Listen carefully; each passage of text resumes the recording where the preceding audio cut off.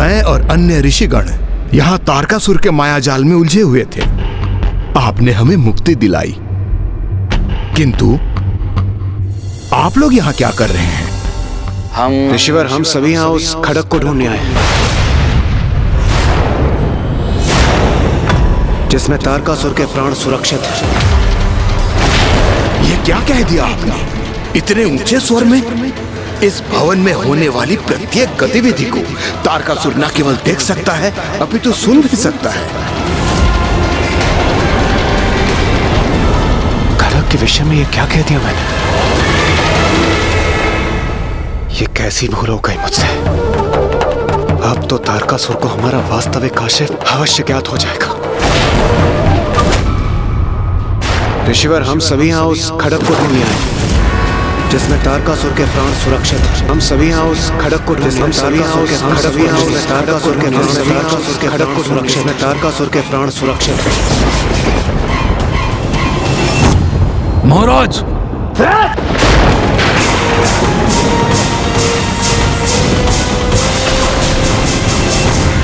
तारकासुर की वो आशंका तो सत्य हो गई जिसका उसे सर्वाधिक भय था। कुमार कार्तिकेय ने उसके मायाजाल को भेदने का उपाय तो ढूंढ ही लिया था, किंतु अब उसे ये भी आभास हो गया था कि देवता उसके विशेष खड़क को ढूंढ रहे हैं। और अब तारकासुर देवताओं को रोकने और उनकी योजना को असफल करने अपना संपूर्ण सामर्थ्य उसमें झोंककर जितना भी उसके वश में था वो सभी करने जा रहा था। मेरे खड़क के रहस्य के बारे में इस कुमार कार्तिक को कैसे ज्ञात हुआ? कैसा खड़ग, कैसा रहस्य महाराज? ऐसा क्या है उस खड़ग में महाराज? मेरे प्राण है उसमें।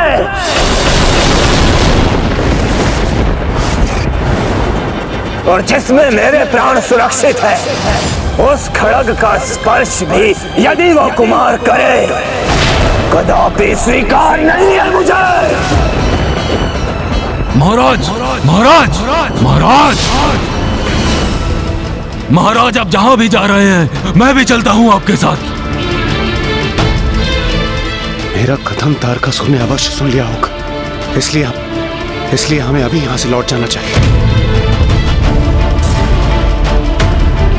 कुमार कार्तिकेय, मैं आपको कब से कह रहा हूं, हम सभी को सुरक्षित कैलाश लौट जाना चाहिए और वहां एकत्रित होकर हमें विचार करना चाहिए। और वैसे भी यह संकट अब महासंकट में परिवर्तित होने वाला है। अब तो मेरी बात मान लीजिए और लौट चलिए यहां से। शीघ्र तुम्हें सेनापति का दायित्व संभालोगे, जो तुम्हारे लिए कांटों के मुकुट के समान होगा, क्योंकि यह दायित्व सरल नहीं होगा। उसे तुम्हें बहुत धैर्य और लगन से संभालना होगा। उचित है।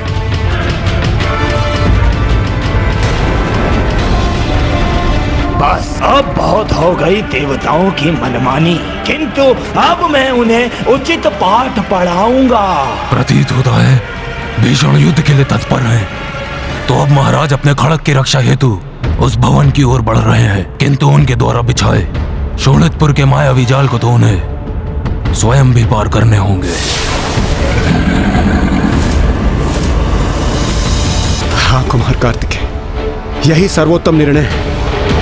मेरा विश्वास कीजिए, मेरी अंतर्दृष्टि मुझे बार बार इस आगामी संकट को लेकर सजग कर रही थी, और यदि मेरे मुख से खड़क का उल्लेख हुआ है तो अवश्य इसके पीछे कोई ना कोई कारण छिपा होगा। इसलिए हमें शीघ्र यहाँ से लौट जाना चाहिए। आइए चलिए। देवराज,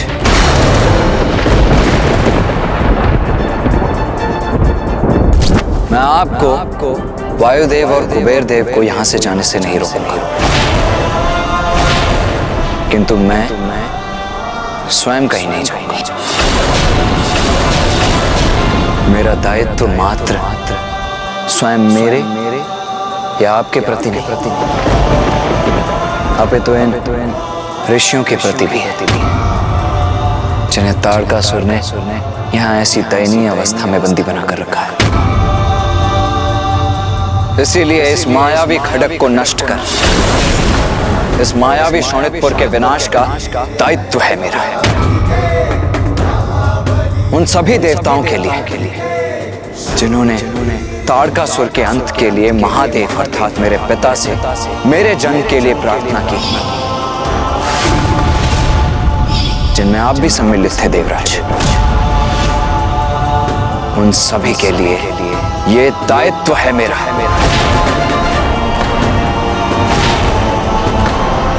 मेरे पिता महादेव, नारायण, ब्रह्मदेव और मेरी मां जिन्होंने मुझे देव सेनापति के पद पर प्रतिष्ठित किया और ये कार्य सौंपा उनके प्रति, ये दायित्व है मेरा, ये दायित्व है मेरा, ये दायित्व है मेरा।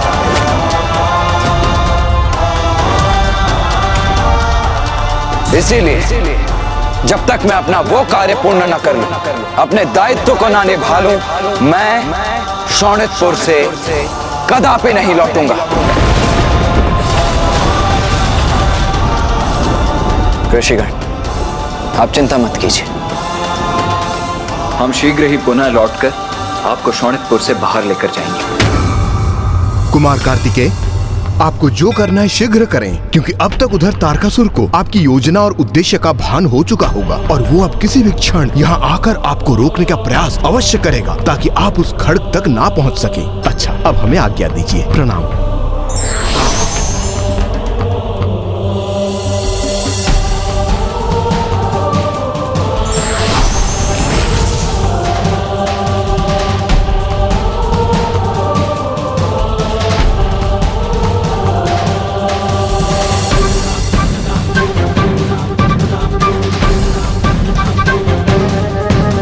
देवगण,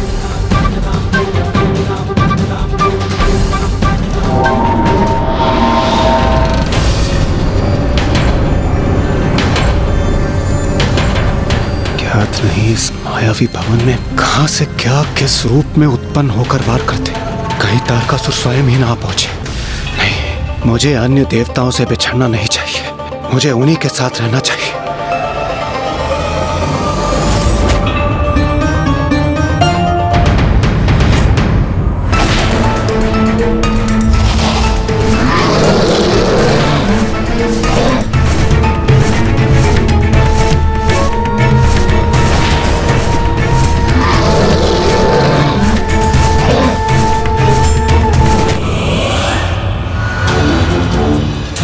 अब इस कुमार कार्तिकेय की क्रीड़ा का अंत करूंगा मैं।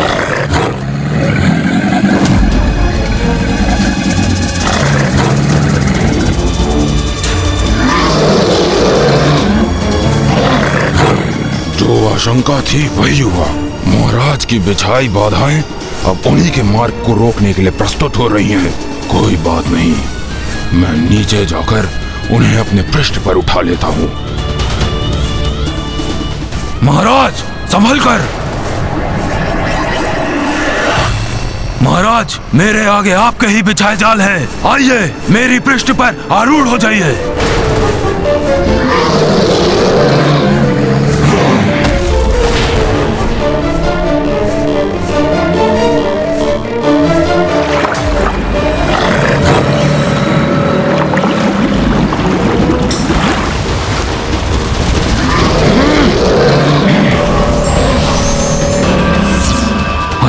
महाराज के पांव जहां पड़ रहे हैं, ये मायावी जीव स्वयं उनके मार्ग से हट रहे हैं और ये मायावी जल उनके पांव रखने हेतु थल में परिवर्तित हो रहा है। मोर खट्टासुर, शोणितपुर का निर्माण स्वयं किया है मैंने। यहाँ का प्रत्येक जीव सेवक है मेरा और कोई सेवक अपने स्वामी का मार्ग कैसे बाधित कर सकता है?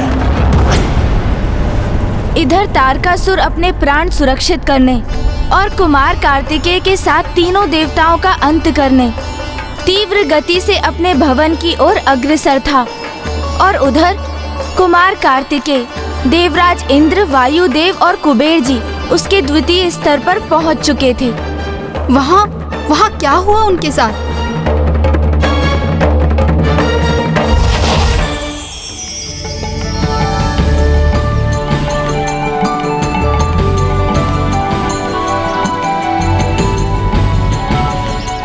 कितना सुंदर दृश्य है।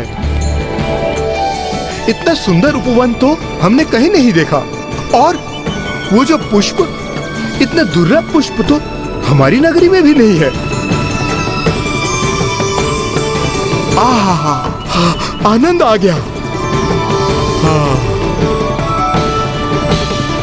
सुंदर, अति सुंदर, कितना भव्य और मनमोहक चित्र है ये।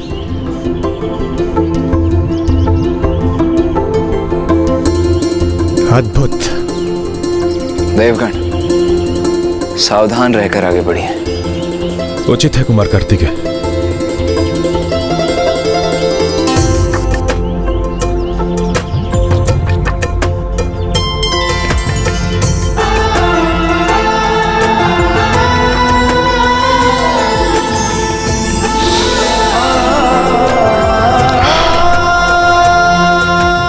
कितना कोमल स्पर्श था ये।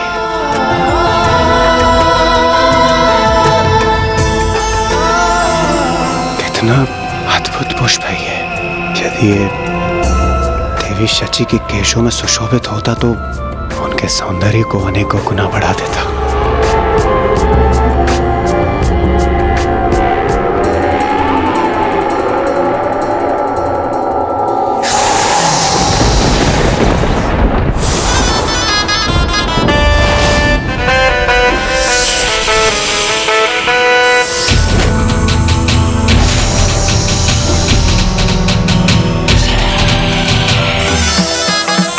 तो किसी भयंकर असुरी जंतु में परिवर्तित हो गए। कुमार, अब एक भी स्वर नहीं। इंद्रदेव, बंध जाओ मेरे बंधन में।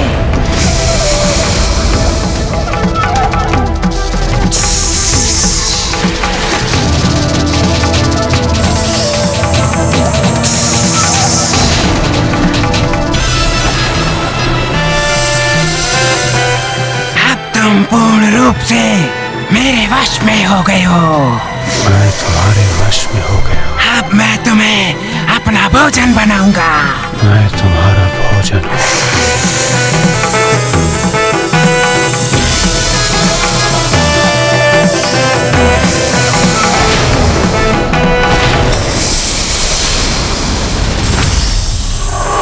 देवराज, देवराज इंद्र,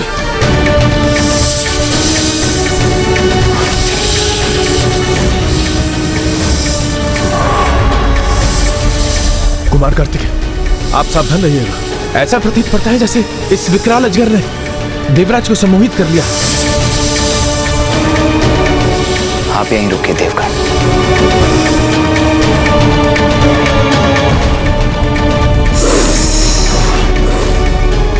मैं इस देवता को अपना भोजन बनाऊंगा और तुम कुछ नहीं कर सकोगे।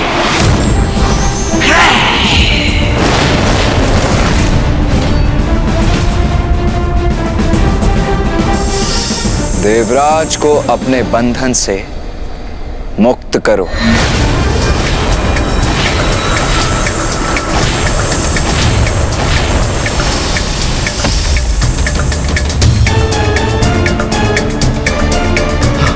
अद्भुत। कुमार कार्तिकेय ने तो अजगर को ही अपने सम्मोहन में बांध लिया।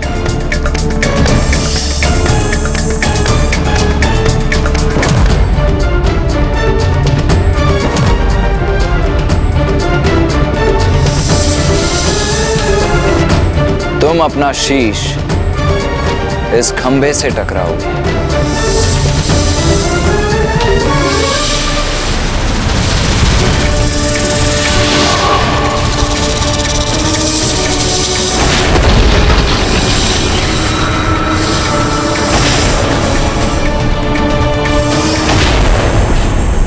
कहीं यह विकराल सर्प देवराज पर ही ना गिर पड़े।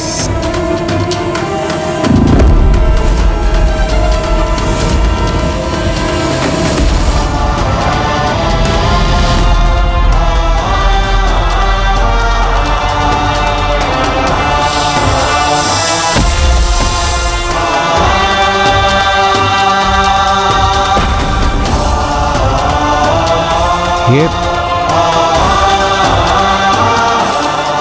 ये अजगर, इसका ये मृत शरीर यहाँ कैसे आ गया? ये हो क्या रहा है यहाँ पर? आप कुशल तो है ना देवराजेंद्र? क्या मैं कुशल हूं? कुमार कार्तिकेय, क्या मैं आपको कुशल प्रतीत होता हूं?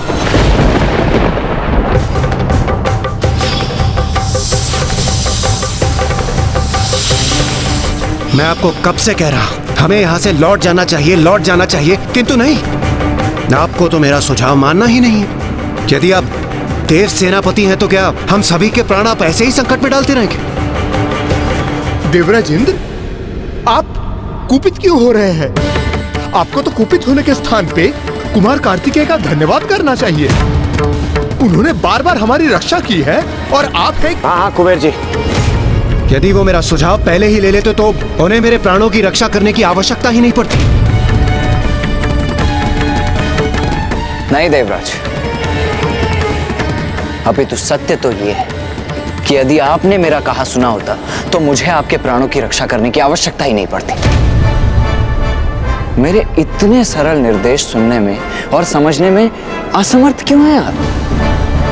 मैंने स्पष्ट कहा था कि यहां शोणितपुर में जो जैसा दिखाई देता है वैसा होता नहीं। यदि यहां राक्षस ऋषियों में परिवर्तित हो सकते हैं तो सुंदर दिखाई देने वाले पुष्प भयंकर जीव जंतुओं में नहीं परिवर्तित हो सकते। उस मायावी पुष्प को स्पर्श करने के लिए किसने कहा था आपसे? अब ध्यान रहे, यहां कोई भी कुछ भी स्पर्श नहीं करेगा। हम बहुत समय व्यर्थ कर चुके हैं। इससे पहले कि तारकासुर वहां पहुंच जाए हमें आगे बढ़ना होगा, क्योंकि मुझे संदेह है अभी तक हमारे पड़ते पगों को रोकने के लिए वो निकल भी चुका होगा।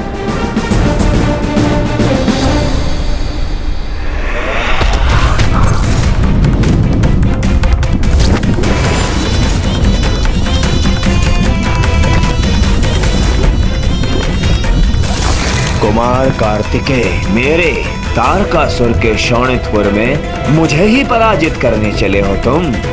कदापि नहीं होगा ऐसा, कदापि नहीं।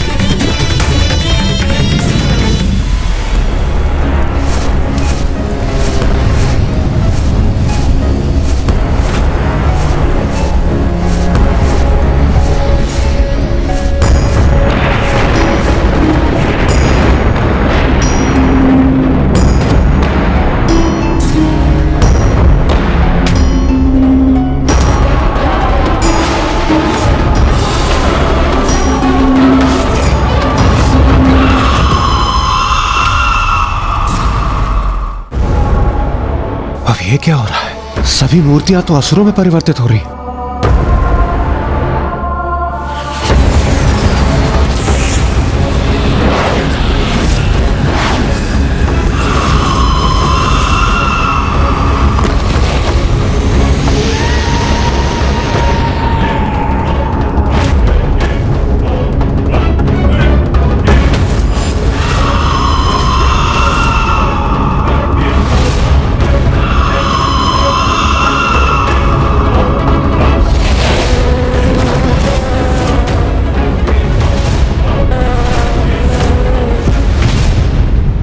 तारकासुर के आसुरी जीवों का भी अंत करूंगा मैं। देवगुरु, हम एक दूसरे से पृथक होकर असुरों को वश में करते हैं।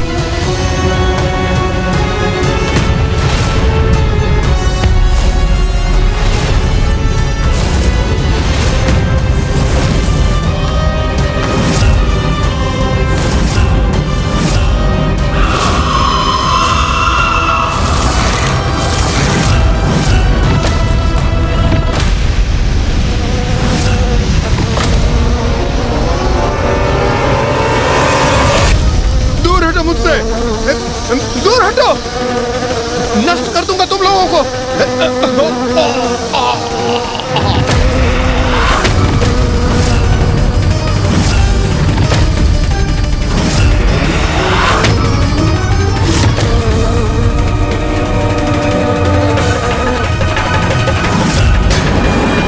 मेरा सामना करोगे तुम? इतना सामर्थ्य है तुम में?